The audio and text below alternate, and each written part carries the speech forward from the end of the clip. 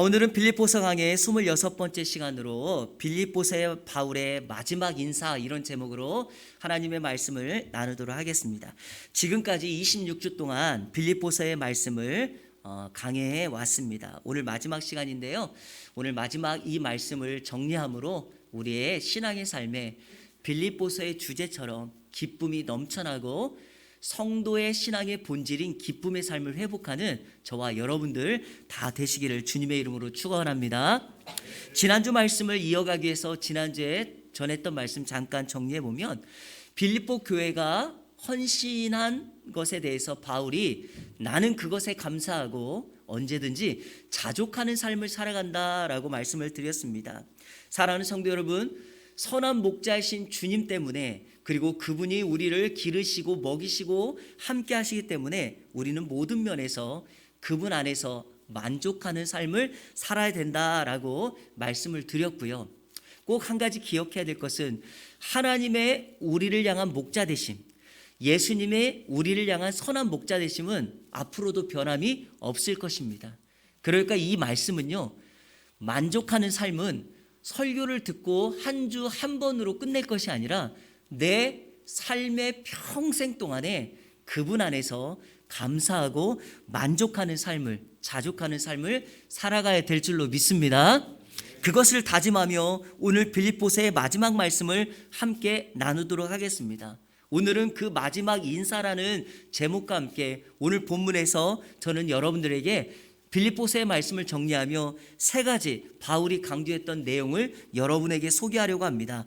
첫 번째, 먼저 그 대지를 말씀드리자면 빌립보 교회가 보낸 선교헌금에 대한 바울의 칭찬, 두 번째는 선교헌금에 대한 바울의 해석, 그리고 세 번째는 마지막으로 성도들을 향한 문안 인사, 이 세 가지 주제로 오늘 빌립보서의 말씀을 정리하도록 하겠습니다. 자, 먼저 우리가 살펴봐야 될 것은 오늘 본문에 등장하는 빌립보 교회가 선교헌금을 바울에게 보냈는데 바울이 그것을 칭찬하고 있는 내용을 살펴보도록 하겠습니다. 왜 칭찬하는가? 자, 오늘 14절 말씀 같이 한번 읽어볼까요? 시작.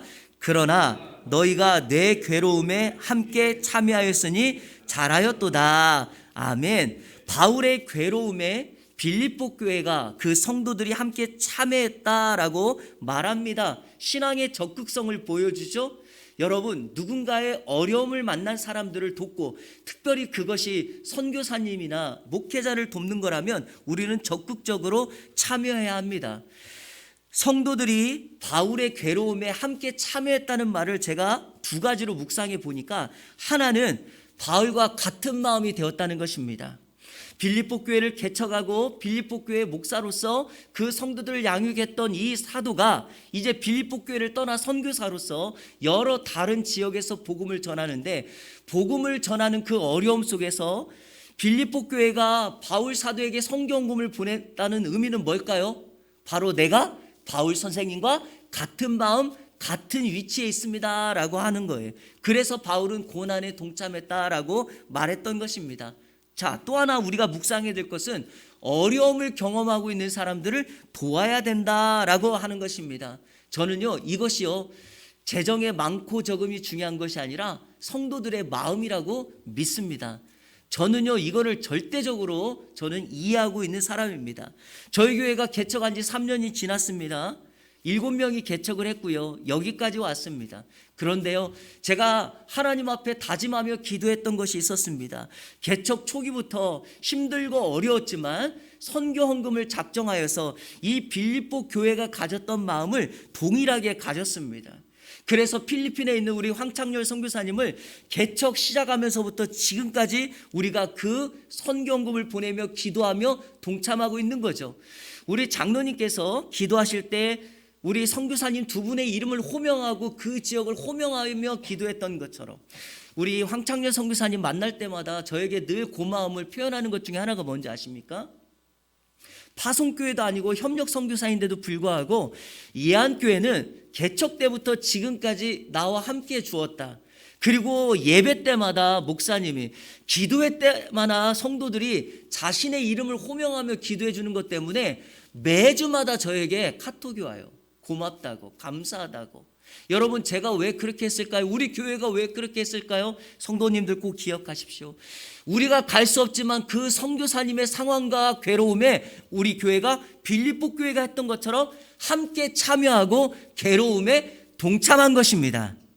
여러분, 그것이 마땅히 우리 교회가, 우리 성도들이 해야 될 것 아니겠습니까? 그래서 바울은 이 말씀 14절 하반절에 뭐라고 말합니까? 잘하였도다라고 칭찬하고 있습니다. 왜 잘하였다라고 칭찬합니까? 첫 번째, 그들의 행위, 성도들의 행위가 마땅히 칭찬받을 만한 일입니다. 두 번째는요, 그 성도들의 일로 말미암아 궁극적으로 그리스도가 증거되기 때문이죠. 우리 교회가 선교사님들을 돕는 것처럼 빌립보 교회가 바울 사도를 도와 바울 사도가 열심히 복음을 전하였더니 궁극적으로 어떻게 됩니까? 그리스도가 증거되며 하나님의 나라가 확장되어 있다. 사랑하는 성도 여러분, 생명력 있는 교회는 어떤 교회입니까?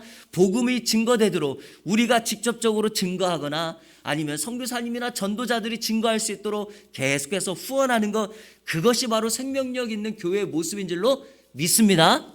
또 하나, 세 번째로 왜 바울 사도가 그들의 헌신을 칭찬하는가? 이 행위가요, 지속적인 것이었기 때문입니다.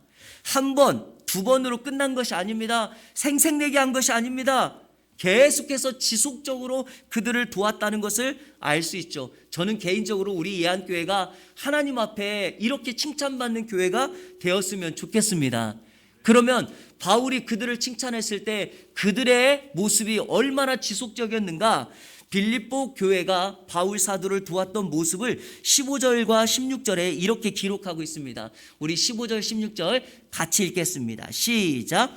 빌립보 사람들아, 너희도 알거니와 복음의 시초에 내가 마게도냐를 떠날 때 주고받는 내 일에 참여한 교회가 너희 외에 아무도 없었느니라. 데살로니가에 있을 때에도 아멘. 여기 15절에 보니까 복음의 시초에 내가 마게도냐를 떠날 때, 그러니까 빌립보에 복음을 전하고 빌립보 교회를 세우고 그 지역에 있을 때, 그리고 빌립보 지역을 떠날 때 빌립보 교회는 바울 사도를 물심양면으로 도왔던 것입니다. 또 하나, 그것으로 끝낸 게 아닙니다. 16절에 보니까 빌립보 지역을 떠나 데살로니가, 즉 다른 지역에 있을 때도 빌립보 교회는 바울 사도를 잊지 않고, 성경의 표현에 이런 말을 합니다. 한 번뿐 아니라 두 번이나 도왔다, 이렇게 말합니다. 근데 여러분, 이 말씀을요, 한 번, 두 번 횟수로 이해하시면 곤란합니다. 왜냐하면 원문의 뜻도 그게 아니에요. 이거는 무슨 말이냐면 두 번을 도왔다는 의미를 초월하여 여러 번 돕고 인색하지 않게 도왔다, 이 말입니다. 무슨 의미인지 아시겠죠? 그래서 한 번, 두 번이라는 표현은요, 빌립보 교회가 생색내게 한 것이 아니라 여러 번 바울 사도를 지속적으로 돕고 있다라는 것이요. 근데요, 제가 이번 한 주간 동안 이 말씀을 묵상하면서 마음에 남았던 말씀이 하나가 있었습니다. 여기 보니까 15절에 주고받는 내 일에 참여한 교회가 너희 외에 아무도 없었느니라. 왜 제가 이 마음이 남냐면요, 바울 사도의 약간의 서운함이 묻어있지 않는가라는 거죠. 여러 교회를 세웠고 여러 교회가 있었지만 빌립보 교회처럼 특수하게 바울 사도를 사랑했던 교회가 없었다라는 겁니다. 사랑하는 여러분, 우리가 누군가를 사랑의 대상으로 삼고 그 사랑의 대상을 잊지 않고 끊임없이 기도하고 후원하고 돕고 생각하는 거 너무나 중요한 일입니다. 그래서 바울 사도가 쓴 성경 곳곳마다 항상 먼저 말하는 것이 내가 너희를 생각할 때마다 하나님께 기도하고 감사한다라고 하는 이유 뭘까요? 여러분, 사랑하는 사람은 반드시 기도하게 되어 있습니다. 바꿔 말해볼까요? 내가 기도하는 내용 가운데 누군가의 이름이 들어간다? 사랑하는 겁니다. 맞죠, 여러분? 그래서 사랑하면 기도하는 겁니다. 제가 개인적으로 제가 늘 우리 성도님들께 말씀드리지만 새벽마다 저는 우리 성도님들의 가정 그리고 자녀들의 이름을 호명하면서 기도하는데 이유는 딱 하나입니다. 제가 목자로서 우리 사랑하는 성도님들을 사랑하기 때문에 이름을 호명하며 기도하는 것입니다. 바로 그 마음이 바울의 마음이고 빌립보 교회가 바울을 향한 마음인 줄로 믿습니다. 제가 한 가지 질문해 볼까요? 여러분, 왜 바울이 세웠던 교회가 많고 바울이 복음을 전했던 많은 지역과 교회가 있었는데 왜 다른 교회는 바울을 돕지 않았을까요? 안 도운 것이 아니라 지금 이렇게 표현을 했는데 왜 그랬을까요? 여러분, 왜 그러냐면요, 모두가 다 어렵기 때문에 그래요. 모두가 다 어려운데 한 가지 우리가 기억해야 될 것은, 그럼 빌립보 교회는 어렵지 않나요? 어렵죠. 힘들 수 있습니다. 그런데 왜 이렇게 하는가? 바로 사랑하는 대상을 더 기억했기 때문입니다. 그래서 우리가요, 누군가를 사랑하면 더 많이 주고 싶고 더 많이 사랑하고 싶고 더 많은 배려와 관심이 있게 되는 것 아니겠습니까? 사도행전에 보면 안디옥 교회가 천하의 큰 흉년이 들었을 때 자신의 모교회였던 예루살렘 교회에 부조를 보내는 거 기억나시잖아요. 천하의 큰 흉년이 들었다면 모든 지역이 다 흉년으로 어려웠지만 왜 안디옥 교회가 자기 어머니 교회와 같은 예루살렘 교회를 도왔을까요? 그들이 더 어려우니까 더 어려운 사람들 도운 거고, 또 하나, 두 번째는요, 교회라는 공동체는요, 주님 안에서 우주적인 개념으로 같은 한 가족입니다. 우리가 교회를 다른 교회 다니고 다른 교회 성도들이 있지만 우리가 주님 안에서 넓게 보자면 다 주님 안에서 한 가족 아니겠습니까? 그래서 우리들은요, 누군가가 연약하고 아프고 힘든 사람들을 도울 수 있는 사람이어야 됩니다. 저는요, 바울이 빌립보 교회를 칭찬한 것은 오늘 이 시대에 우리가 주님 앞에 칭찬받을 그 동일한 마음을 가져야 된다라고 믿습니다. 그래서 여러분, 그 대상과 그 고난에 동참하고 함께 할 수 있는 마음을 저와 우리 성도님들 같이 가져주시기를 주님의 이름으로 축원합니다. 두 번째, 오늘 말씀을 통해서 우리가 살펴볼 것은 빌립보 교회가 보낸 선교 헌금에 대해서 바울이 그것을 어떻게 해석하느냐가 오늘 17절부터 20절까지 자세하게 설명되어 있어요. 근데 여러분, 한 가지 기억해야 될 것이, 이것을 모든 헌금과 일반화시키면 안 됩니다. 선교 헌금. 자, 그러면 한 절 한 절 속에서 우리가 한번 살펴보도록 하겠습니다. 제가 주보에도 기록해 놓았지만 설교 노트에도 이 이해를 위해서 기록해 놓았습니다. 네 가지로 바울은 한 절 한 절마다 해석합니다. 자, 먼저 첫 번째, 빌립보 교회가 보낸 성경금은 너희 자신에게 풍성한 열매를 맺게 할 수 있는 거예요. 자, 우리 17절 말씀 같이 읽겠습니다. 시작. 내가 선물을 구함이 아니요 오직 너희에게 유익하도록 풍성한 열매를 구함이라. 무슨 표현입니까? 너희들이 나에게 보내준 성경금, 그것 때문에 너희에게 유익이 될 것이고 너희의 삶에 풍성한 열매를 맺게 될 것이다. 그 이유는 딱 하나예요. 하나님이 우리의 행위를, 우리의 삶을 기억하시기 때문에. 자, 두 번째, 어떻게 해석하는가? 빌립보 교회가 보낸 선교헌금을 바울은 하나님께서 받으시는 향기로운 제물, 하나님을 기쁘시게 하는 것이다 라고 해석하고 있습니다. 자, 우리 18절 말씀 같이 읽겠습니다. 시작. 내게는 모든 것이 있고 또 풍부한지라 에바브로디도 편에 너희가 준 것을 받음으로 내가 풍족하니 이는 받으실 만한 향기로운 제물이요 하나님을 기쁘시게 하는 것이라. 아멘. 여기 보니까 밑줄 제가 그어놨죠. 이는 받으실 만한 향기로운 제물이요 하나님을 기쁘시게 한 것이다. 여러분, 맞습니다. 우리가 누군가에게 대해서 같은 마음, 괴로움에 동참하는 그러한 선교적인 영혼을 살리는 예물은 하나님이 기뻐 받으시는 희생 제물과 같습니다. 여러분, 희생 제물이라는 것은 언제나 하나님께서 받으실 만한 제물이어야 되죠. 그래서 흠이 없어야 되고 점도 없어야 됩니다. 질병에 걸린 것은 안 됩니다. 하나님이 정해놓은 기준에 따라서 드려야 되는 것입니다. 그런데 여기서 더 중요한 것은 제가 전에도 한번 말씀드렸을 거예요. 이 희생 제물을 가져오면은요, 당사자가 제사장에게 딱 갖다 주고 그 당사자는 어떻게 합니까? 제물의 머리에 안수하죠. 그러면 나의 죄악이 그 짐승에게 전가되고 제사장은 그 짐승을 받아서 각을 떠서 껍질도 벗기고 내장도 빼고, 그래서 각을 뜬 것을 번제단 위에 올려놓고 번제로 하나님 앞에 올려드립니다. 그러면 번제의 연기가 올라서 하나님께 받으실 만한 제물이 되면 그 사람의 죄악이 용서받았다. 이것이 여러분 제사의 방법 아니겠습니까? 그런데 안수할 때 중요한 게 뭡니까?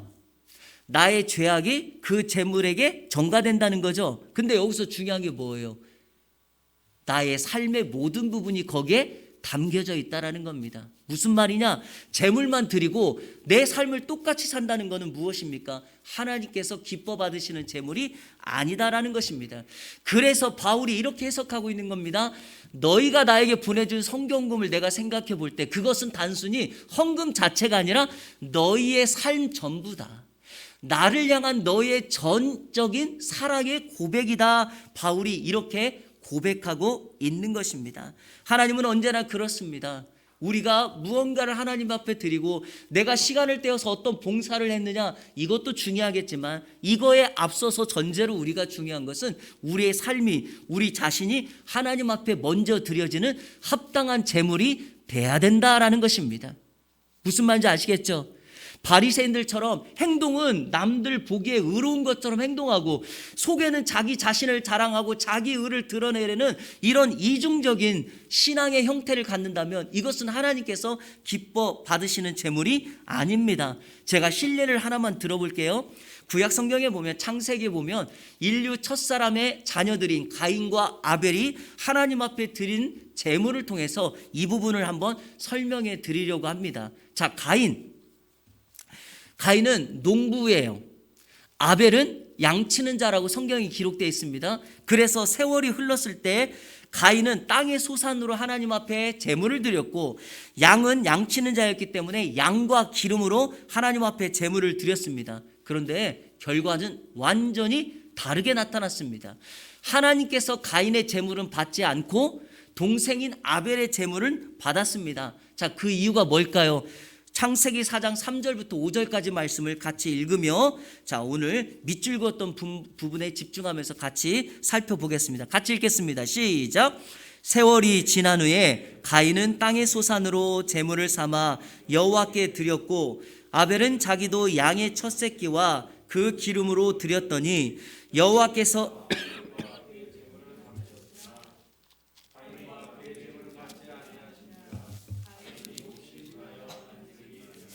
아멘. 여러분, 이 성경 구절 집중해서 보니까 이해가 되시죠? 하나님께서, 여호와께서 뭐라고 말합니까? 제물을 말하기에 앞서서 이렇게 말합니다. 아벨과 그의 제물은 받았고 가인과 그의 제물은 받지 않았다. 무슨 의미일까요? 그 사람의 제물을 받기에 앞서서 먼저 그 사람을 받았다. 그 사람을 받지 않았다. 이겁니다. 중요한 것이 뭡니까? 제물을 가져온 사람의 삶입니다. 말입니다. 행동입니다. 생각입니다. 그가 한 주간 동안 어떻게 살았느냐가 하나님 앞에 드려지는 제물 그 자체입니다. 일주일 동안 마음대로 살다가 주일이라고 해서 나와서 하나님 앞에 예배드리고 일주일 동안 마음대로 살고, 이런 패턴이라면 오늘 가인과 같은 제물을 우리가 드리고 있는 것입니다. 그러나 살다가 보면 죄를 지을 수 있습니다. 그 죄 때문에 마음이 아파 하나님 앞에 몸부림치며 회개기도하며 용서를 구합니다. 그리고 하나님 앞에 나의 삶을 드리며 한 주간 동안 그렇게 다시는 살지 않으려고 몸부림치며 말씀대로 살려고 노력하는 것, 그게 바로 아벨이며 그게 바로 아벨의 제물인 줄로 믿습니다. 자, 가인이 또 하나 그의 제물이 하나님께서 받아들여지지 않았을 때 가인의 행동을 보면 알 수 있어요. 여기 5절 하반절에 보니까 가인이 어떻게 합니까? 하나님이 그와 그의 제물을 받지 않았더니 어떻게 해요? 몹시 분하여 안색이 변했다, 이렇게 말합니다. 하나님께서 우리의 제물과 우리 자신의 예배를 받지 않았다면 무언가 하나님과 막혀진 벽이 있을 것이다 생각하고 하나님 앞에 자기 자신을 묻고 회개 기도해야 되는데, 그 대신에 가인은 어떻게 했어요? 화를 내며 분내며 얼굴색이 바뀌며 자신의 제물을 받지 않은 것은 저 아벨 때문이라고 생각한 거예요. 그래서 결과적으로 어떻게 합니까? 동생 아벨을 쳐 죽입니다. 사랑하는 여러분, 이것이 바로 우리가 잘못 생각하는 신앙의 패턴입니다. 내 신앙이 하나님 앞에 바쳐지거나 드려지지 않았을 때 우리 자신을 봐야 됩니다. 막혀있는 것을 뚫어야 됩니다. 그리고 내가 무엇을 해야 될까 다시 한번 하나님 앞에 기도하며 도전하고 헌신하며 달려가야 됩니다. 그래서 다시금 하나님과 막혀있는 것을 뚫어 하나님과의 온전한 교제를 회복해야 됩니다. 그럼에도 불구하고 자꾸 옆 사람을 보는 거죠. 너 동생 너만 없었으면 하나님이 내 재물을 받을 텐데 너 때문에 내 재물을 받지 않은 거야. 여러분, 그렇지 않습니다. 신앙은 늘 그래서 하나님과 1대1의 관계라는 겁니다. 신앙은 주님과 나 사이에 맺는 줄입니다. 그래서 그 줄이 바르게 형성되었을 때 주님의 은혜가 한량없이 우리에게 임하는 거죠. 그 줄이 잘못되어지거나 끊겨졌거나 그 줄이 썩었다면 우리는 주님과의 관계를 바르게 형성할 수 없습니다. 꼭 기억하십시오. 자, 바울이 세 번째 어떻게 해석하는가? 예수님 안에서 그들의 필요를 풍성하게 채워주실 것이다. 너희도 힘들었지만, 너희도 어려웠지만 나에게 성경을 보내 너희의 믿음과 사랑을 고백했던 그것에 대해서 우리 하나님께서 갚아주실 것이다. 자, 우리 19절 다 같이 한번 읽어볼까요? 19절 시작. 나의 하나님이 그리스도 예수 안에서 영광 가운데 그 풍성한 대로 너희 모든 쓸 것을 채우시리라. 아멘. 그렇습니다, 여러분. 그래서 우리가요, 신앙을 생활을 할 때 하나님 앞에 어떤 예물을 드리거나 특별히 성경금을 할 때 우리가 조심해야 될 것이 바로 이것입니다. 누군가에게 보이려고 하거나 잘못된 동기로 하는 것 우리 주님이 원치 않습니다. 자, 왜냐하면 여기 19절에서 이렇게 표현되어 있죠. 나의 하나님이 그리스도 예수 안에서, 그리스도 예수 안에서 너희의 풍성한 대로 너희 모든 쓸 것을 채우시겠다. 하나님이 응답하시는 방법, 하나님께서 우리에게 베풀어 주시는 방법은 그리스도 예수 안에서 이루어지는 방법입니다. 무슨 말이냐? 우리가 생각하고 우리가 기대하는 방식대로 역사하지 않습니다. 우리가 원하는 때 우리가 물질, 우리가 사람, 어떤 방법 이런 식으로 오지 않습니다. 하나님이 원하는 방식으로 옵니다. 이해가 되십니까? 자, 그것을 한 예를 든다면 예수님께서 산상수훈의 기도의 응답으로 말씀해 주신 내용과 똑같아요. 자, 마태복음 7장 11절, 이 본문이 어떤 본문이냐면, 여러분, 우리가 예수님께서 성도들에게 기도에 대해서 가르쳐 주실 때 구하라, 찾으라, 두드리라 라고 했을 때 어떻게 응답하시는가? 자, 마태복음 7장 11절, 이 성경 구절 참 중요한 겁니다. 기억하시면서 같이 읽을게요. 시작. 너희가 악한 자라도 좋은 것으로 자식에게 줄 줄 알거든 하물며 하늘에 계신 너희 아버지께서 구하는 자에게 좋은 것으로 주시지 않겠느냐. 아멘. 하늘의 아버지, 기도에 응답하시는 하나님, 그분이 우리에게 주실 때 어떻게 주신다고요? 동그라미 쳐놓으셔야 되고 좋은 것으로 주세요. 좋은 것. 자, 그러면 여러분, 좋은 것이 뭘까요? 하나님이 원하는 방식이에요. 우리를 통하여 성취하기를 원하는 가장 좋은 방법으로 오세요. 시간, 방법, 내용 모든 것을 초월한 주님이 원하는 방법입니다. 저희 교회는 이것을 경험한 교회입니다. 코로나가 막 터졌을 때 한국교회에 있었던 많은 개척교회들이 월세로 인하여 많은 어려움을 겪었습니다. 그때 분당에 있는 한 교회에서, 대형교회에서 개척교회에 월세를 지원해 준다라고 하는 캠페인을 했고, 우리 권사님도 말씀하셨고, 우리 가족들도 이야기했고, 저도 그런 마음이 들었습니다. 전국에 있는 교단에 상관없이 어느 교회라도 지원해 주면 3달치 월세를 지원해 준다는 내용이었습니다. 저도요, 그 목사님의 설교를 듣고 지원을 해야 되겠다라고 생각을 했었습니다. 그런데요, 그 목사님의 설교를 매주 듣는데 그 목사님이 설교 중에 이런 말씀을 하시는 거예요. 전국에서 우리가 생각하는 교회보다 너무 많은 교회가 지원을 해서 제비뽑기를 해야 된다는 거예요. 근데 그 말씀이 제 가슴에 터치가 되었습니다.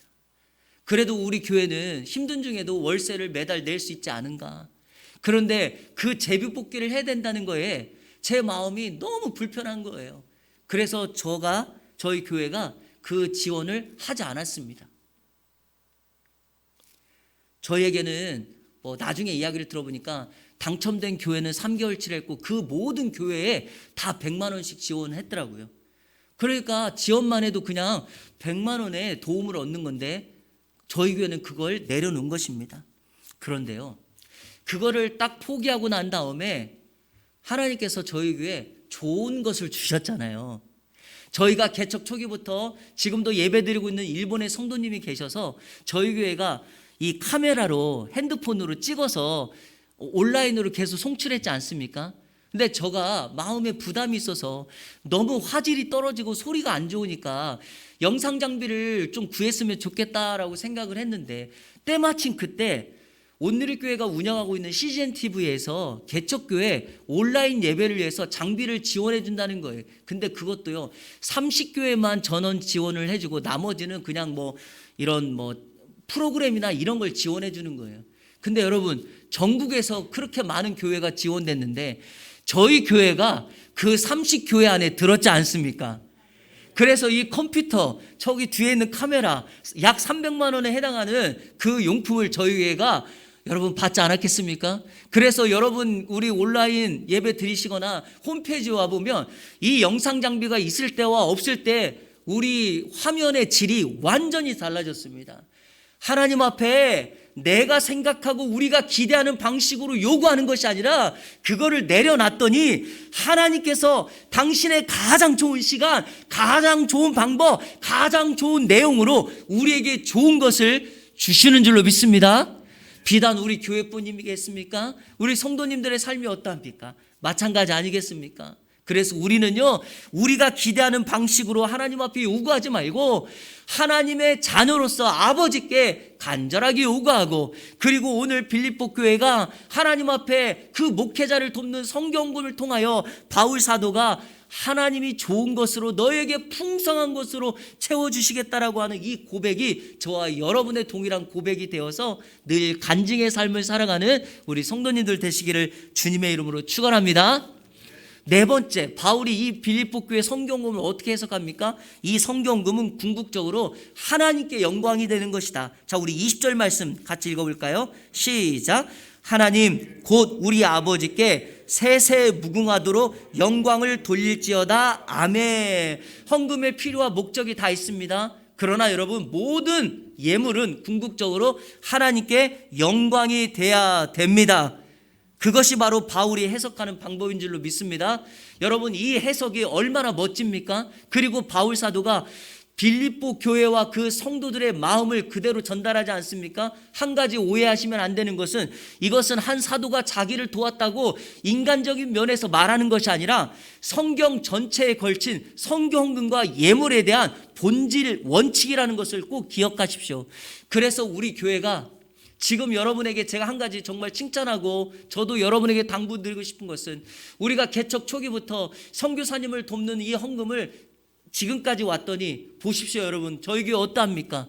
우리 집사님들 아이들 이름까지 적어가면서 하나님 앞에 성경금을 하면서 우리가 여전히 이 일에 헌신하고 있지 않습니까?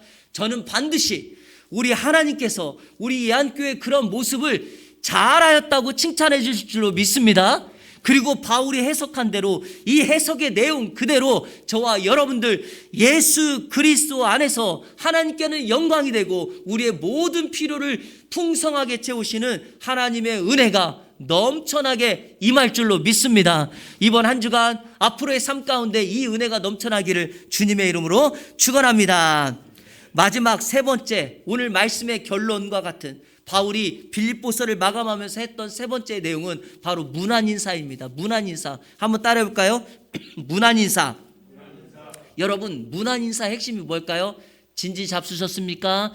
아침에 간밤에 잘 주무셨습니까? 이런 게 문안인사겠죠? 그러나 성도 사이에, 성도 안에 해야 될 문안인사는 뭔가? 예수 그리스도 안에 있는 사랑과 은혜입니다. 이것이 바로 지상교회, 이 땅에 있는 교회의 참된 본질입니다. 왜냐하면 제가 조금 전에 설교 때 잠깐 언급했던 것처럼 우리는 주님 안에서 온 성도들은 한 가족 아니겠습니까? 그러니까 성도들 사이에서는 예수 그리스도의 은혜로 서로를 축복하고 서로를 격려하는 문안 인사를 할 수 있어야 됩니다. 자, 우리 21절, 22절 같이 한번 읽겠습니다. 두 절 시작. 그리스도 예수 안에 있는 성도에게 각각 문안하라. 나와 함께 있는 형제들이 너희에게 문안하고 모든 성도들이 너희에게 문안하되 특히 가이사의 집 사람들 중 몇 명이니라. 참 멋지지 않습니까? 바울과 같이 감옥에 있는 죄수들로부터 가이사 즉 로마 황제의 고위직에 있는 사람들까지 상관없이 모든 성도들은 그리스도 안에서 문안 인사할 수 있어야 됩니다.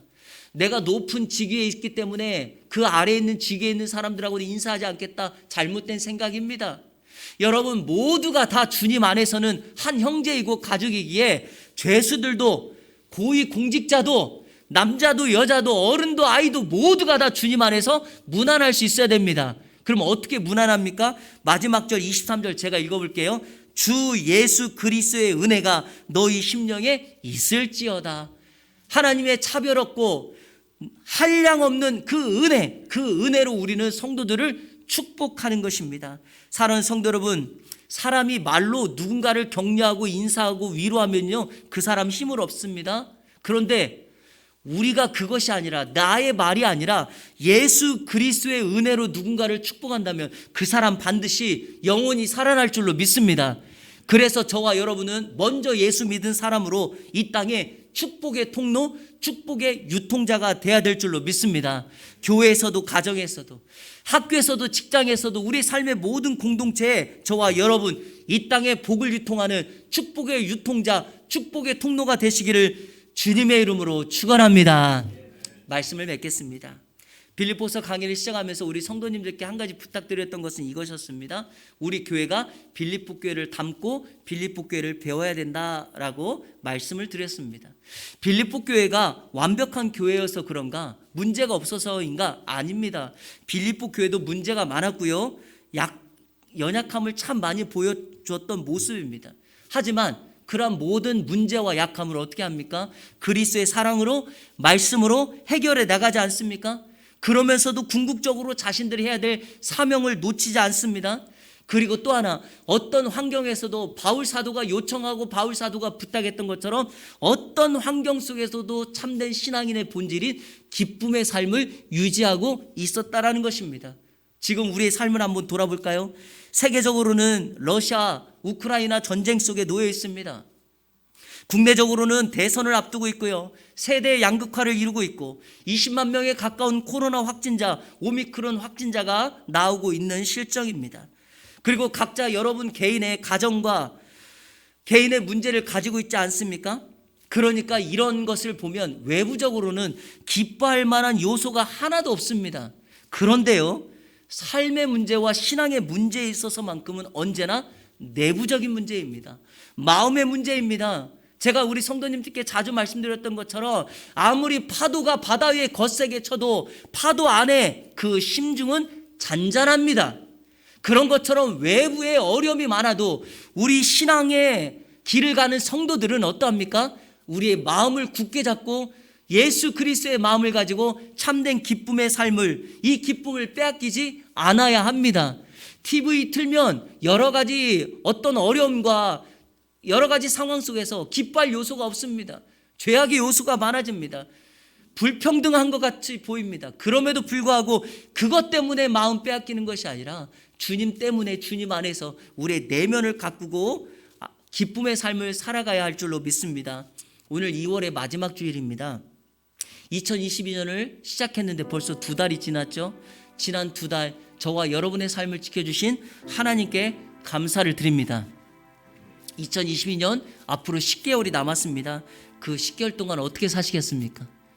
예수 그리스도의 마음을 가지고 빌립보 교회 성도들이 가지고 있었던 것처럼 항상 기뻐하며 주님 안에서 기뻐하며 날마다 이 기쁨을 다른 사람들에게 나눠주는 기쁨의 삶 살아가는 우리 이 안에 모든 성도님들 다 되시기를 우리 주 예수 그리스도의 이름으로 축원합니다. 아멘. 우리 한번 결단의 찬양 오늘 드리도록 할 텐데요. 주님, 저 정말 이렇게 기쁨의 삶을 살아 이 기쁨의 근거가 되고 기쁨의 도구가 되고 하나님뿐만 아니라 세상을 많은 사람들에게 축복을 유통하고 살아가는 사람이 되기를 원합니다라는 다짐으로 나 주님의 기쁨 되기 원하네 라는 찬양을 같이 드리도록 하겠습니다. 같이 고백합니다.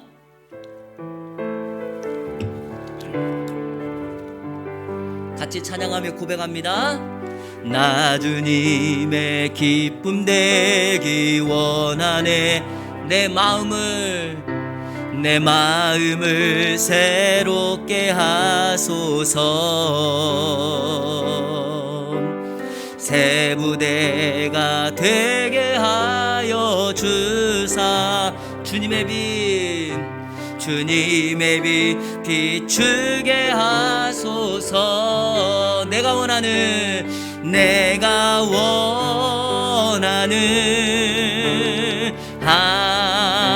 그렇게 바울 사도가 원했던 주님의 기쁨이 되는 것,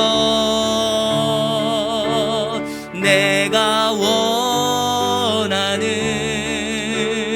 한 가지 주님의 기쁨이 되는 것. 겸손히 내 마음 드립니다.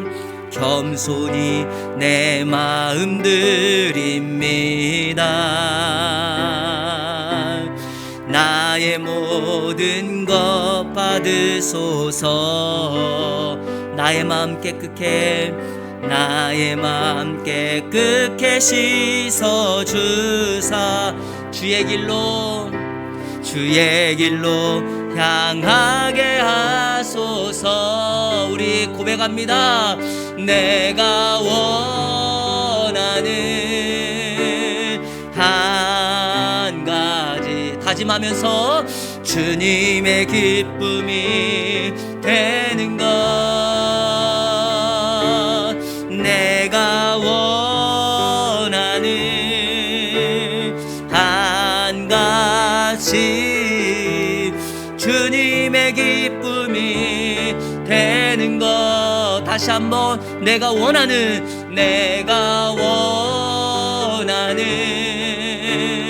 한 가지 주님의 기쁨이 되는 것, 주님의 기쁨이 되는 것. 내가 원하는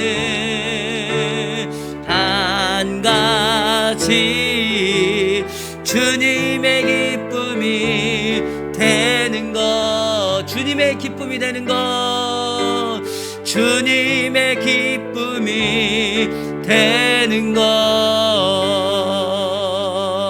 아멘. 여러분, 기쁨은 성령의 9가지 열매 가운데 한 가지입니다. 내가 성령의 지배를 받고 성령에 충만하면 내 삶 가운데 외부적인 환경을 뛰어넘는 참된 기쁨이 임하고 열매를 맺게 될 줄로 믿습니다. 그래서 여러분, 성도는요, 외적인 삶의 모습 때문에 좌지우지되는 것이 아닙니다. 내 안에 그리스도의 사랑, 성령의 지배, 그리고 하나님의 뜻 안에 사는가, 이것이 우리에게 가장 중요한 것이죠. 오늘로써 빌립보서의 말씀을 마쳤는데 우리 성도님들 정말 어떤 외부의 환경을 뛰어넘는 참된 기쁨의 삶을 살아갈 수 있겠습니까? 우리가 그럴 수만 있다면 이 땅에 기쁨의 근원, 기쁨의 참된 기준, 기쁨의 예수 그리스도를 닮은 삶의 모습을 사람들에게 보일 줄로 믿습니다. 그렇게 살아가기로 한번 결단하며 기도하도록 하겠습니다. 하나님, 내 인생 가운데, 내 남은 여생 가운데 기쁨의 근원이 되게 하여 주시고 우리로 말미암아 많은 사람들에게 참된 신앙, 성도의 삶이 무엇인가를 보이고 증명하는 삶을 살아가게 하여 주옵소서. 오미크론 바이러스의 확진자가 너무 많아서 힘들지만 그럼에도 기쁨을 놓치지 않고 가족들 간에 서로 사랑하며 하나가 되어지는 그런 역사가 있게 해달라고 우리 시간에 다 같이 한번 합심하여 주님 앞에 우리의 마음을 내려놓고 기도하도록 하겠습니다. 기도합니다. 하나님, 감사합니다. 지난 26주 동안 빌립보서의 말씀을 통하여 참된 기쁨의 삶을, 그리고 기쁨의 신앙의 본질을 찾아가며 말씀을 나누었습니다. 하나님, 우리 가운데 외부의 환경 때문에 기쁨을 잃어버리고 놓치는 삶을 살지 않게 하여 주옵소서.